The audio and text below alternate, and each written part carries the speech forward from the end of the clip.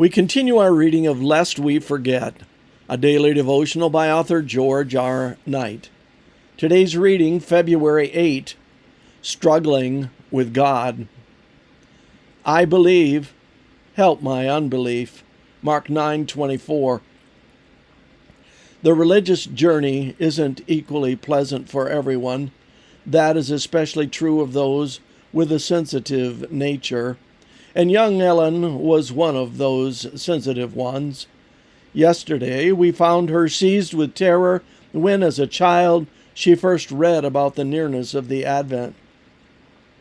Her fear of the second coming stemmed from several sources. One was a deep sense of unworthiness. There was in my heart, she penned, a feeling that I could never become worthy to be called a child of God. It seemed to me that I was not good enough to enter heaven. Life Sketches, page 21. For years, Ellen struggled with her fears.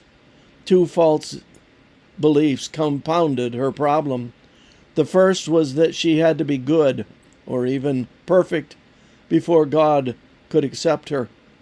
The second was that if she was truly saved, she would have a feeling of spiritual ecstasy.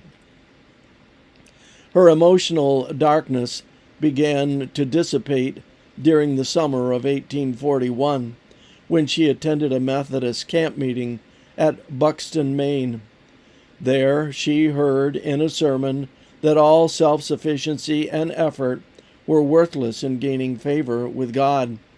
She realized that it is only by connecting with Jesus through faith that the sinner becomes a hopeful, believing child of God. From that point forward, she earnestly sought pardon for her sins and strove to give herself entirely to the Lord. All the language of my heart was, she later penned, "Help, Jesus, save me, or I perish."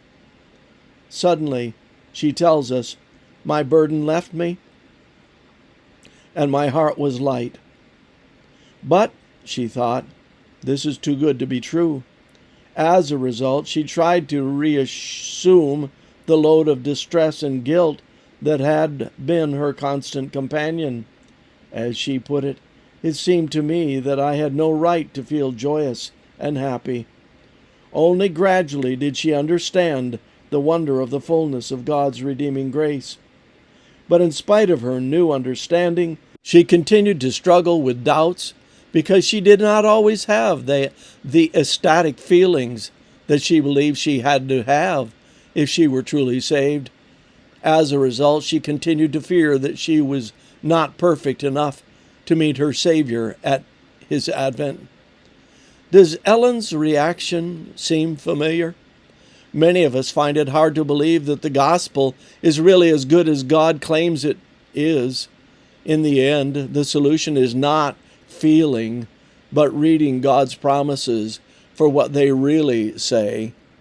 Help us, Lord, today in our unbelief. This concludes our reading today of Lest We Forget.